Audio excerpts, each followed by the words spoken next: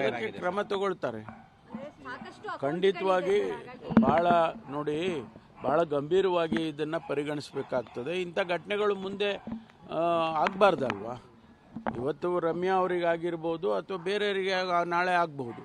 ಅದೇ ಎಲ್ಲೋ ಒಂದು ಕಡೆ ಅದಕ್ಕೆ ಒಂದು ಫುಲ್ ಸ್ಟಾಪ್ ಹಾಕಬೇಕು. ಅದಕ್ಕೆ ಕಮಿಷನರು ಕ್ರಮ ತಗೊಳ್ತಾರೆ.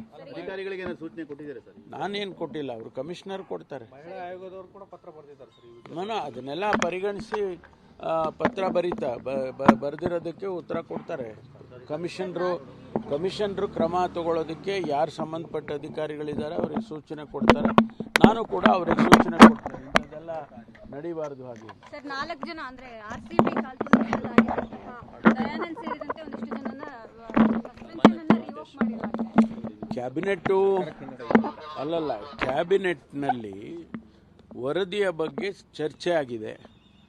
ಚರ್ಚೆ ಆದಮೇಲೆ ಕ್ಯಾಬಿನೆಟ್ಟು ತೀರ್ಮಾನ ತಗೊಂಡಿದೆ. ಅವರನ್ನು ರೀಇನ್ಸ್ಟೇಟ್ ಮಾಡಿ ಅವ್ರ ಮೇಲೆ ವಿಚಾರಣೆ ಮುಂದುವರಿಸಬೇಕು ಅಂತೇಳಿ ತೀರ್ಮಾನ ಮಾಡಿದ್ದಾರೆ. ಅದರ ಪ್ರಕಾರ ಈಗ ರೀಇನ್ಸ್ಟೇಟ್ ಮಾಡಿ ವಿಚಾರಣೆಯನ್ನು ಮುಂದುವರಿಸ್ತಾರೆ. ಒಬ್ಬರು ಅಧಿಕಾರಿ ಅವರು ಕ್ಯಾಟಿಗೆ ಹೋಗಿದ್ದರು.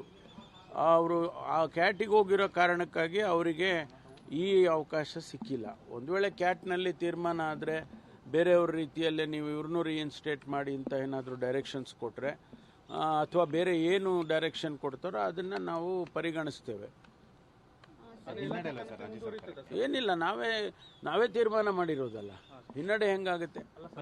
ನಾವು ತಪ್ಪಿನ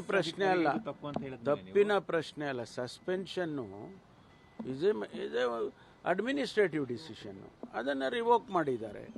ಈಗ ಸಸ್ಪೆನ್ಷನ್ ಪನಿಷ್ಮೆಂಟ್ ಅಂತ ಇರುತ್ತಾ?